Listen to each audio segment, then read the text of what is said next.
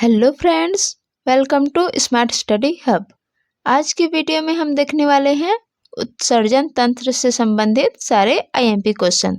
इससे पहले हमने उत्सर्जन तंत्र के अंतर्गत किडनी और नेफ्रॉन का थ्योरी क्लास डिटेल से देख लिए हैं। अगर अभी तक आपने नहीं देखा है फ्रेंड्स तो जाके देख सकते हैं, लिंक डिस्क्रिप्शन में है और प्लेलिस्ट भी बना हुआ है साइंस का थ्योरी क्लास का। ठीक है, चलिए शुरू करते हैं आज के क्वेश्चंस।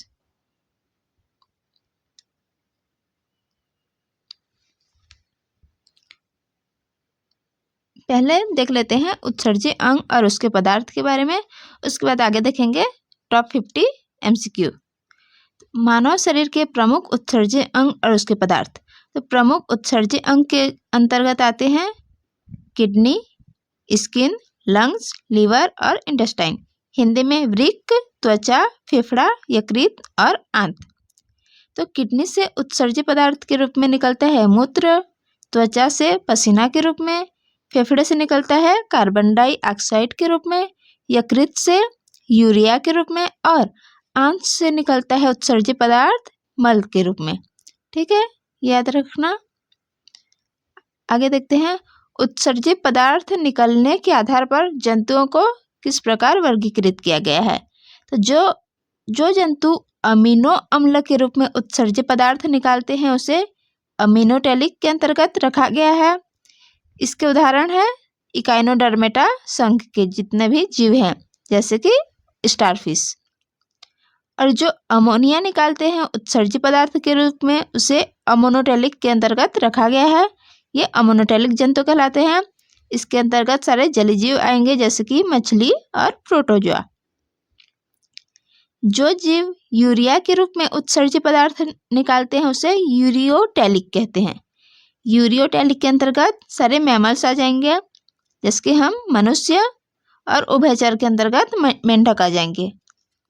और जो यूरिक अम्ल निकालते हैं यूरिक एसिड, उसे यूरिकोटेलिक के अंतर्गत रखा है। सारे रेप्टाइल्स आ जाएंगे, जैसे कि सांप, छिपकली। और इसके अंतर्गत सारे पक्षी वर्ग भी आ जाएंगे। तो याद रखना, ये अमीनोटेलिक अमीनो अम्ल निकालते हैं और अमोनोटेलिक, दोनों में कंफ्यूज नहीं होंगे। अमोनो अमोनिया निकालते हैं, अमीनो अमीनो अम्ल, अमीनोटेलिक अमीनो अम्ल और अमोनो अमोनिया। याद रखना। शुरू करते हैं आज के क्वेश्चंस। वीडियो के लास्ट तक जरूर बने रहिएगा फ्रेंड्स, ये वीडियो आपके लिए बहुत हेल्पफुल रहेगी। सारे क्वेश्चन डिटेल से कवर कर लेंगे। देखते हैं, पहला क्वेश्चन है किडनी के ऊपर टोपीनुमा संरचना पाई जाती है, उसे क्या कहते हैं। तो उसे कहते हैं एड्रिनल ग्रंथि। और इस एड्रिनल ग्रंथि को और क्या कहते हैं, तो इसे कहते हैं लड़ो या उड़ो हार्मोन भी कहते हैं। एड्रिनल ग्रंथि को कहते हैं लड़ो उड़ो हार्मोन। ठीक है, ये किडनी के ऊपर टोपीनुमा संरचना होती है। यह किडनी देख सकते हैं आप, सेम के बीच के आकार का। तो इसके ऊपर जो है येलो कलर का दिख रहा है जो संरचना, इसी को ही कहते हैं एड्रिनल ग्रंथि। ठीक है, और इसे लड़ो उड़ो हार्मोन भी कहते हैं। नेक्स्ट क्वेश्चन है मानव शरीर का प्रमुख उत्सर्जी अंग क्या है। अभी देखे हैं हमने 5 उत्सर्जी अंग के बारे में। तो प्रमुख उत्सर्जी अंग क्या है, तो यह है वृक्क। प्रमुख उत्सर्जी अंग है वृक्क, किडनी होता है। ठीक है, नेक्स्ट क्वेश्चन मानव शरीर का प्रमुख उत्सर्जी पदार्थ क्या है, तो यह है यूरिया। वृक्क देखे हैं, वृक्क से यूरिया निकलता है, तो यह है urea. Option A right answer. अगला है यूरिया का निर्माण कहाँ होता है। यूरिया का निर्माण कहाँ होता है, तो ये होता है यकृत में। लीवर में यूरिया का निर्माण होता है और इसे बाहर निकालते हैं किडनी की सहायता से। वृक्क बाहर यूरिया बाहर निकलता है किडनी के द्वारा, लेकिन यूरिया का निर्माण होता है लीवर में। याद रखना, निर्माण यकृत में होता है, बाहर करता है वृक्क। जहां मूत्र एकत्रित होता है उसे क्या कहते हैं। जहां मूत्र एकत्रित होता है उसे क्या कहते हैं, तो उसे कहते हैं bladder. Option B right answer. जहाँ मूत्र मूत्र यूरेटर से आकर एक थैलीनुमा संरचना होती है जिसे ब्लैडर कहते हैं, यहाँ एकत्रित होती है। उसके बाद ये यूरेथ्रा के माध्यम से बाहर निकलती है। ठीक है। किडनी के अध्ययन को क्या कहा जाता है? किडनी से संबंधित जितने भी अध्ययन किए जाते हैं उसे क्या कहा जाता है? तो उसे कहा जाता है nephrology. Option B right answer. Kidney से संबंधित अध्ययन को नेफ्रोलॉजी कहा जाता है। निम्नलिखित में से कौन सा एक मानव उत्सर्जन तंत्र के अंतर्गत नहीं आता? तो सबसे पहले हमने देखा है फेफड़ा, हृदय, त्वचा। ये तीनों देखे हैं, सॉरी हृदय नहीं, फेफड़ा देखे हैं, त्वचा देखे हैं, किडनी, और हृदय के बारे में हमने नहीं देखा है। तो नहीं आता में हृदय होगा। नहीं को पहले ऐसे टिक लगा लेना और क्वेश्चन सॉल्व करते समय देखना। फेफड़ा से निकलता है CO2, त्वचा से पसीना और किडनी से यूरिया, लेकिन हृदय ये उत्सर्जन तंत्र के अंतर्गत नहीं आता। Option B right answer. Kidney की बाहरी झिल्ली को क्या कहते हैं? तो इसे कहते हैं पेरिटोनियम झिल्ली। Option A right answer. Kidney की बाहरी झिल्ली को, बाहरी भाग नहीं पूछा जा रहा है, बाहरी झिल्ली पूछा रहा है। फ्रेंड्स, आगे बढ़ने से पहले आपने हमारे चैनल को सब्सक्राइब नहीं किया है तो पहले चैनल को सब्सक्राइब करके बेल आइकन प्रेस कर दें। उसके बाद वीडियो को लाइक करके अपने दोस्तों में शेयर कर दें। ठीक है, चलिए आगे बढ़ते हैं। किडनी की कार्यात्मक इकाई क्या कहलाती है? किडनी की कार्यात्मक इकाई कहलाती है नेफ्रॉन। नेफ्रॉन का परिभाषा ही है किडनी की संरचनात्मक या कार्यात्मक इकाई को नेफ्रॉन कहते हैं। Option B right answer. ये किडनी में लगभग मिलियंस में पाए जाते हैं। मानव शरीर में जल के संतुलन के लिए कौन उत्तरदायी होता है? तो ये भी आंसर होगा किडनी। याद रखना, किडनी, गुर्दा और वृक्क सब एक ही हैं। आगे, डायलिसिस किसके लिए होता है? डायलिसिस की क्रिया किसमें होती है? तो ये किडनी में होती है। डायलिसिस में खून का शुद्धिकरण होता है और डायलिसिस की क्रिया में यूरिया जो हमारे शरीर में बनते हैं इसे वृक्क के माध्यम से बाहर निकलता है, लेकिन वृक्क ही खराब हो तो कैसे निकलेगा? इसलिए डायलिसिस की क्रिया कराई जाती है।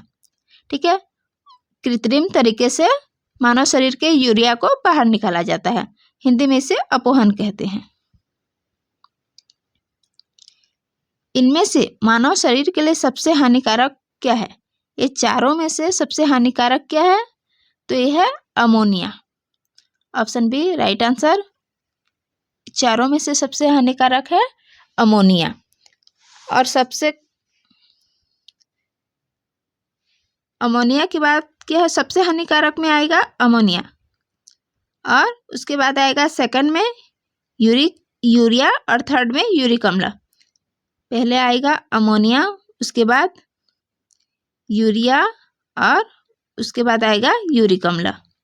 ठीक है, अगर लाइन से देखें तो। आगे देखते हैं, कौन सा तत्व जल में अधिक घुलनशील होता है? अधिक पूछा जा रहा है, तो इनमें से कौन सा तत्व जल में अधिक घुलनशील होता है? तो ये होता है ammonia. Option B right answer. Ammonia सबसे अधिक घुलनशील होता है। और पूछा जाए कि सबसे कम घुलनशील कौन होता है? सबसे कम घुलनशील होता है यूरिक अम्ल।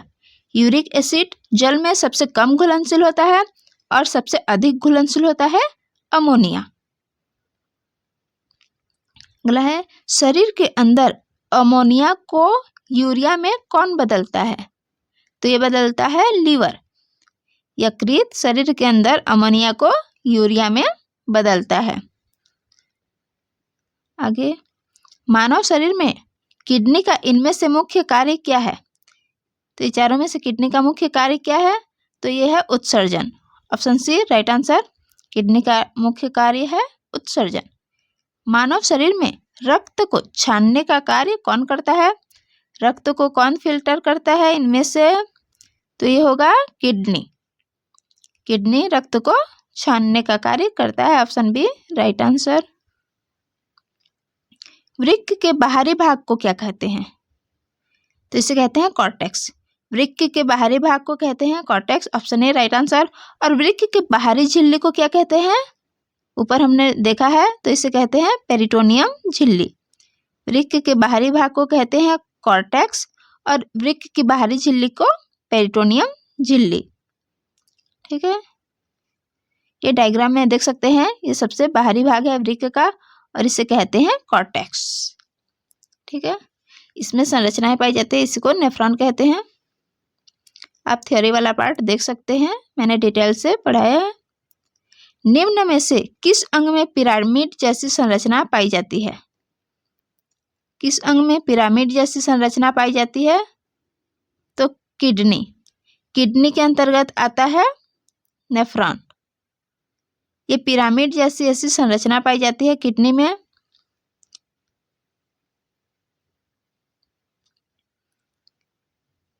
ये देख सकते हैं आप, ये संरचना है पिरामिड जैसी। तो ये संरचना किस में पाई जाती है, किडनी में ही। ये किडनी है तो पिरामिड जैसी संरचना किडनी में पाई जाती है और इसी संरचनाओं के भीतर छोटे छोटे धागेनुमा संरचनाएं होती है जिससे नेफ्रॉन कहते हैं। इनकी संख्या लाखों होती है। एक किडनी में लगभग 10 लाख नेफ्रॉन पाए जाते हैं। आगे क्वेश्चन में भी कवर करेंगे। तो ये देखें हैं हमने किडनी जैसी संरचना, किडनी में पिरामिड जैसी संरचना होती है किडनी में। किसमें, किडनी में, ऑप्शन बी राइट आंसर। अगला देखते हैं, एक किडनी के अंदर लगभग कितने नेफ्रॉन्स पाए जाते हैं, अभी बताई हूँ। लाखों मतलब 10 lakh, millions, 10 lakh means 1 millions, तो लगभग 10 लाख एक किडनी में, और दोनों किडनी में होगा तो 15 से 20 लाख भी होंगे, तो 1 मिलियन कह सकते हैं। एक किडनी में 10 लाख नेफ्रॉन्स पाए जाते हैं, क्वेश्चन पूछा जा चुका है। मानव मूत्र में कितने % यूरिया की मात्रा होती है, तो ये होती है 2%, मात्र 2% यूरिया की मात्रा होती है मानव मूत्र में, 100 में से 2%, ऑप्शन ए राइट आंसर। अगला है, किसे बॉडी का फिल्टर के नाम से जाना जाता है, बॉडी का फिल्टर के नाम से किसे जाना जाता है, तो ये किडनी। ऊपर के क्वेश्चन में हमने देखा है कि छानने का कार्य कौन करता है, तो छानना और फिल्टर दोनों एक ही है, तो छानने का कार्य वृक्क करता है और बॉडी का फिल्टर के नाम से भी जाना जाता है वृक्क को, ऑप्शन ए राइट आंसर। अगला है, इनमें से कौन सा भाग नेफ्रॉन से संबंधित नहीं है, कह रहा है क्वेश्चन में। इसी में मात खा जाते हैं हम लोग, सोचते हैं कौन सा भाग है करके, इसलिए सबसे पहले नहीं है कहता है तो नहीं है वैसे अंडरलाइन कर लेंगे। ठीक है, तो कौन सा भाग नहीं है, तो नेफ्रॉन में पाया जाता है रीनल ट्यूब्यूल, ग्लोमेरुलस और लूपा फिनले, ये तीनों पाया जाता है। ट्रैकिया नहीं पाया जाता है। ट्रैकिया किसका भाग है, तो ये श्वसन तंत्र का भाग होता है, रेस्पिरेटरी सिस्टम का भाग होता है ट्रैकिया। तो इसका सही आंसर होगा ऑप्शन के हिसाब से ऑप्शन डी, ट्रैकिया नेफ्रॉन से संबंधित नहीं है। ये देख सकते हैं आप, ग्लोमेरुलस नेफ्रॉन में पाया जाता है। ठीक है, ये लूपा फिनले है, नेफ्रॉन में पाया जाता है। ये सब नेफ्रॉन में पाए जाते हैं। ठीक है, नेफ्रॉन की संरचना भी मैं पढ़ा चुकी हूँ, आप जाके देख सकते हैं प्लेलिस्ट में। बोमन कैप्सूल किससे संबंधित है, तो ये नेफ्रॉन से संबंधित है, ऑप्शन बी राइट आंसर। ऊपर हमने देखा बोमन कैप्सूल के बारे में भी, सॉरी बोमन कैप्सूल है ऊपर, मैं बताई नहीं हूँ। यह है बोमन कैप्सूल, ये जो कप नुमा संरचना है ये है बोमन कैप्सूल। इसमें बहुत सारी कैपिलरीज पाई जाती हैं जिसे ग्लोमेरुलस कहते हैं। बहुत सारी गुच्छेनुमा संरचनाएं पाई जाती है जिसे ग्लोमेरुलस कहते हैं, और इसकी शेप होती है बोमन शेप, बोमन कैप्सूल की शेप होती है कप के आकार के ऐसे। इसमें बहुत सारे गुच्छे पाए जाते हैं जिसे ग्लोमेरुलस कहते हैं। आगे देखते हैं, मूत्र का पीएच मान कितना होता है, तो ये होता है मूत्र का पीएच मान 6, ऑप्शन बी राइट आंसर। यानी मूत्र की प्रकृति अम्लीय होगी। पीएच मान 7 से कम अम्लीय, पीएच मान 7 से अधिक तो क्षारीय प्रकृति। ठीक है, तो मूत्र का मान pH मान है 6। आगे देखते हैं, नेफ्रॉन कितने प्रकार के पाए जाते हैं? तो यह 2 प्रकार के। Option A right answer. Nephron 2 प्रकार के पाए जाते हैं। पहला है कॉर्टिकल नेफ्रॉन और दूसरा है जक्स्टामेड्यूलरी नेफ्रॉन। जक्स्टामेड्यूलरी नेफ्रॉन, कॉर्टिकल नेफ्रॉन और जक्स्टामेड्यूलरी नेफ्रॉन। नेफ्रॉन 2 प्रकार के पाए जाते हैं। ये डायग्राम में देख सकते हैं आप। ये है कॉर्टिकल नेफ्रॉन और ये है जक्स्टामेडुलरी नेफ्रॉन। ठीक है, जक्स्टामेडुलरी नेफ्रॉन का लूप ऑफ हेनले बड़ा होता है और कॉर्टिकल का छोटा होता है। ये अंतर देख सकते हैं आप। आगे देखते हैं, किडनी में जो स्टोन पाया जाता है वह किस चीज का बना होता है? किडनी में स्टोन पाया जाता है, आपने सुना होगा, तो किस चीज का बना होता है? तो बना होता है कैल्शियम ऑक्जेलेट का। Option B right answer. Kidney का स्टोन कैल्शियम ऑक्जेलेट का बना होता है। ये बहुत बार रिपीट हो चुका है क्वेश्चन, याद रखना। ब्लैडर में एकत्रित होने के बाद मूत्र किसके माध्यम से बाहर निकलता है? किसके सहायता से बाहर निकलता है ब्लैडर में एकत्रित होने के बाद? तो ब्लैडर में एकत्रित होने के बाद ये यूरेथ्रा के माध्यम से बाहर निकलता है। मूत्र किडनी से ब्लैडर के पास यूरेटर के माध्यम से आता है, लेकिन बाहर निकलता है तो ये यूरेथ्रा के माध्यम से। बताई हूँ, ये ब्लैडर है थैलोनुमा आकृति, उसके बाद यहाँ यूरेथ्रा रहता है, इसके माध्यम से मूत्र बाहर निकलता है। मानव शरीर में यूरेटर की संख्या कितनी होती है? तो मानव शरीर में यूरेटर की संख्या होती है 2। Option B right answer. दोनों साइड के किडनी से निकलता है यूरेटर, ऐसे यूरेटर आता है। ठीक है, और यहाँ ब्लैडर में जुड़ा हुआ होता है। ये किडनी है समझ लीजिए, और ये है यूरेटर। 2 यूरेटर होते हैं जिससे मूत्र ब्लैडर में आता है यूरेटर की सहायता से। तो यूरेटर की संख्या होती है 2। आगे बढ़ते हैं, हेनले का लूप किसमें पाया जाता है? अभी ऊपर बताई हूँ loop of Henle, glomerulus, Bowman capsule, ये किसमें पाया जाता है? तो नेफ्रॉन में। ऑप्शन में नेफ्रॉन नहीं दिया है। नेफ्रॉन किसके अंतर्गत आता है? किडनी में। किडनी में ही नेफ्रॉन पाया जाता है और नेफ्रॉन में पाया जाता है लूप ऑफ हेनले या हेनले का लूप। ठीक है, ऑप्शन बी राइट आंसर। इसे जो है किडनी आंसर होगा इसका। ये देख सकते हैं एक बार आप, लूप ऑफ हेनले पूछा है तो ये नीचे वाला पार्ट। नेफ्रॉन के 3 भाग होते हैं। ये होता है रीनल टिब्यूल वाला भाग है, इसमें आता है ग्लोमेरुलस, बोमन कैप्सूल, ये सब आते हैं। और ये आता है प्रॉक्सिमल कन्वोल्यूटेड टिब्यूल, पीसीटी वाला भाग है, इसके अंतर्गत आता है लूप ऑफ हेनले। और अंतिम भाग होता है कलेक्टिंग डक्ट, इसमें मूत्र एकत्रित होता है। ठीक है, अगर उत्तर इसमें हम आंसर लिए हैं वृक्क ना हो और ऑप्शन में नेफ्रॉन हो तो नेफ्रॉन आंसर में लेंगे। ठीक है, अगला है रीनल आर्टरी और रीनल वेन किसके भाग हैं? रीनल आर्टरी और रीनल वेन किसमें पाए जाते हैं? तो ये पाए जाते हैं किडनी में। ऑप्शन है राइट आंसर। रीनल आर्टरी और रीनल वेन पाए जाते हैं किडनी में। ताज़ा यूरिन की प्रकृति कैसी होती है? यूरिन की प्रकृति बताई हूँ, पीएच मान 6, तो यूरिन की प्रकृति अम्लीय होती है। ताजे यूरिन की प्रकृति भी अम्लीय होगी। ऑप्शन है राइट आंसर। मूत्र का पीला रंग किस वर्णक की उपस्थिति के कारण होता है? बहुत इजी क्वेश्चन है और बहुत बार पूछा जा चुका है। मूत्र का पीला रंग, यूरिन का येलो रंग किसके उपस्थिति में होता है? तो urochrome. Option B right answer. Urochrome की उपस्थिति के कारण मूत्र पीला रंग होता है। इसे पित्त भी कहते हैं, दोनों एक ही है। पित्त की उपस्थिति में भी कह सकते हैं। ऑप्शन के हिसाब से आंसर लेंगे, हिंदी में पित्त कहते हैं। वृक्क में प्रति मिनट लगभग कितना रक्त फिल्टर होता है? वृक्क में प्रति मिनट लगभग कितना रक्त फिल्टर होता है? तो यह 1.1 से 1.2 litre. Option D right answer. ये लीटर है और ये मिलीलीटर है, दोनों में कंफ्यूज नहीं होंगे। तो ऑप्शन डी सही आंसर होगा। 1.1 से 1.2 लीटर तक ये जो है रक्त फिल्टर होता है।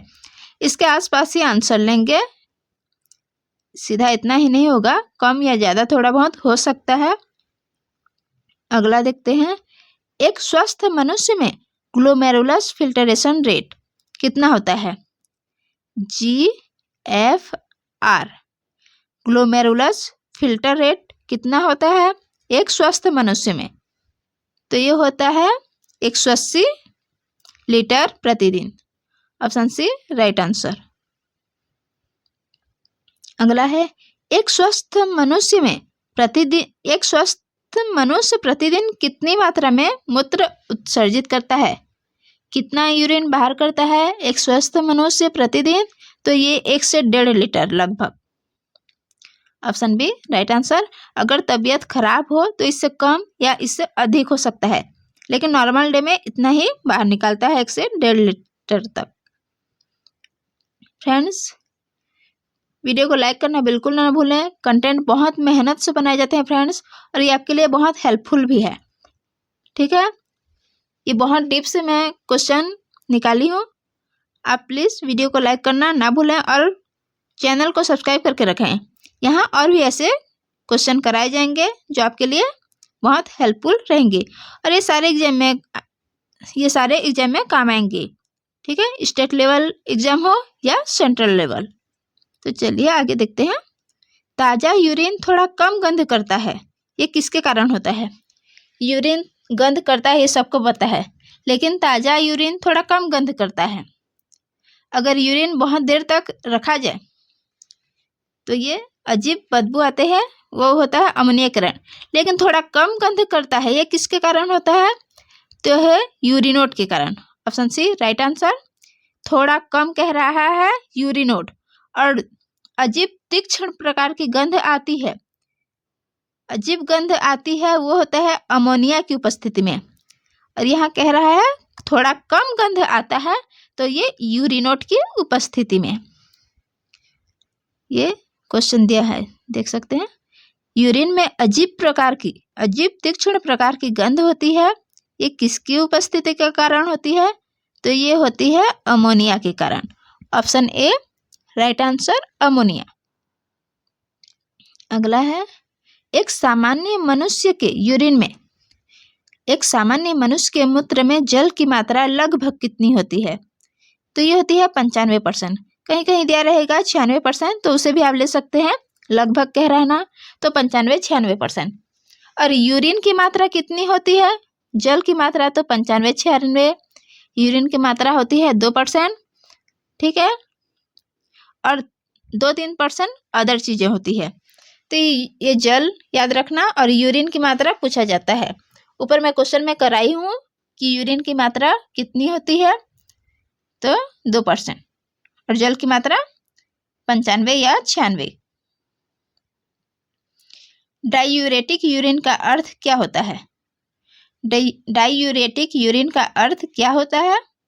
तो ये होता है ज़्यादा मूत्र आना, यूरिन की मात्रा ज़्यादा आना, ये डायूरेटिक के अंतर्गत आता है।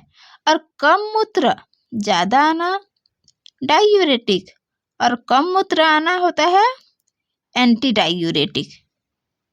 ठीक है, एंटी डायूरेटिक। अधिक आना डायूरेटिक, कम आना एंटी डायूरेटिक, एंटी बस जोड़ देना। अगला है, डायूरेसिस की घटना कब होती है? मिलता जुलता लग रहा है डायूरेटिक और डायूरेसिस। तो डायूरेटिक में ज़्यादा मूत्र आना, और डायूरेसिस की क्रिया कब होती है? इसमें भी बार बार मूत्र आना, हर 10-15 मिनट में आते रहता है, ये तबीयत खराब होता है तब होता है। तो option A right answer. Diuresis means बार बार सुसु आना।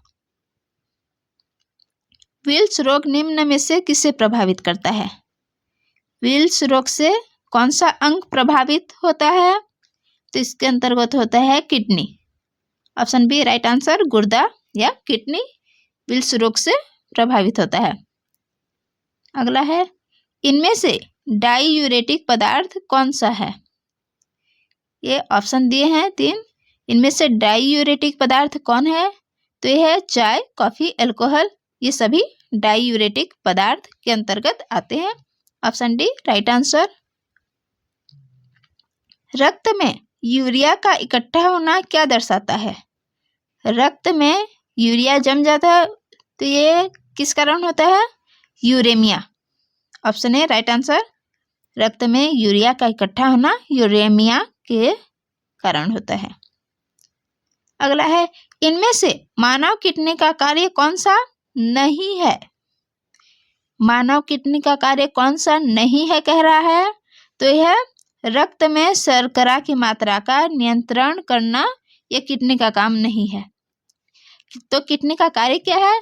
ये जल की मात्रा को नियंत्रित करता है। ऊपर क्वेश्चन में भी हमने देखा है कि जल की मात्रा को मानव शरीर में कौन नियंत्रित करता है? तो किडनी ऑप्शन में लिए थे। तो किडनी का कार्य है रक्त में जल की मात्रा को कंट्रोल करना, हार्मोन्स का स्त्रावण करना और यूरिया को छानकर बाहर करना। ये सबसे मुख्य काम है, यूरिया को छानकर बाहर करना यानी फिल्टर करना। तो ऑप्शन के हिसाब से आंसर होगा ऑप्शन डी, रक्त में शर्करा की मात्रा का नियंत्रण ये किडनी का कार्य नहीं है। यूरिया की सर्वाधिक अधिकता किस में होती है? तो ये होती है यकृत शिरा में। Option A right answer. सर्वाधिक मात्रा जो है यकृत शिरा में होती है यूरिया की। अगला है, निर्जलीकरण के समय शरीर में किसका अभाव हो जाता है? किसकी कमी होती है? मान लो कोई फास्ट रहते हैं, उपवास रहते हैं, पानी नहीं पीते, तो शरीर में किसकी कमी होती है? पानी की तो होगी, लेकिन कौन से पदार्थ की और होगी? तो सर्वाधिक कमी होगी सोडियम क्लोराइड की। सोडियम क्लोराइड की कमी हो जाती है निर्जलीकरण में। Option B right answer. अगला है, मूत्र में असामान्य घटक कौन सा है? असामान्य घटक कौन सा है जो नहीं होना चाहिए? तो यह है albumin. Option C right answer. Albumin सही आंसर होगा इसका। अगला है, हेमिकॉर्डेट किसकी सहायता से उत्सर्जन करते हैं? हेमिकॉर्डेट किसकी सहायता से उत्सर्जन करते हैं? तो हेमिकॉर्डेटा संघ वाले करते हैं मॉल्फिजियन ट्यूब्यूल की सहायता से। Option A right answer. Malpighian tubule की सहायता से ये उत्सर्जन करते हैं। अगला है, किडनी और मूत्राशय को आपस में जोड़ने का कार्य कौन करता है? यह है किडनी, ठीक है। और यह है मूत्राशय। मूत्राशय क्या है? ब्लैडर। ब्लैडर को ही मूत्राशय कहते हैं। और यहाँ से 2 यूरेटर जुड़े होते हैं। तो ये किडनी है और ये मूत्राशय है, इसको जोड़ने का कार्य कौन करता है? तो ये यूरेटर ही करेगा, ठीक है। तो option A right answer, ureter. Kidney और मूत्राशय को जोड़ने का कार्य यूरेटर करते हैं। यूरेटर की संख्या कितनी होती है? तो यूरेटर की संख्या होती है 2। चलिए आगे देखते हैं। ये देख सकते हैं आप डायग्राम में, यह है किडनी, ठीक है। 2 किडनी है, इसमें जो एक लंबी नली है इसी को ही यूरेटर कहते हैं। और ये जो थैलीनुमा आकार है इसे मूत्राशय कहते हैं। ये मूत्राशय है जिसे इंग्लिश में ब्लैडर कहते हैं, और एक किडनी है। इस दोनों को कौन जोड़ के रखा है? यूरेटर ही है ना। ये यूरेटर जिसे हिंदी में मूत्रवाहिनी कहते हैं, यूरेटर आंसर होगा। यूरिनरी सिस्टम का अंतिम भाग क्या होता है? यूरिनरी सिस्टम का यहाँ तो किडनी होता है, किडनी के बाद जो होता है ये यूरेटर होता है, और ये होता है ब्लैडर मूत्राशय, और ये यूरेथ्रा होता है। अंतिम भाग पूछा जा रहा है ना, तो ये अंतिम भाग क्या है? यूरेथ्रा, ठीक है। तो option B right answer, urethra. Friends, आज के 50 क्वेश्चन कंप्लीट होते हैं उत्सर्जन तंत्र से रिलेटेड। ये सारे क्वेश्चन बहुत आईएमपी हैं और पिछले एग्जाम्स में भी पूछे जा चुके हैं।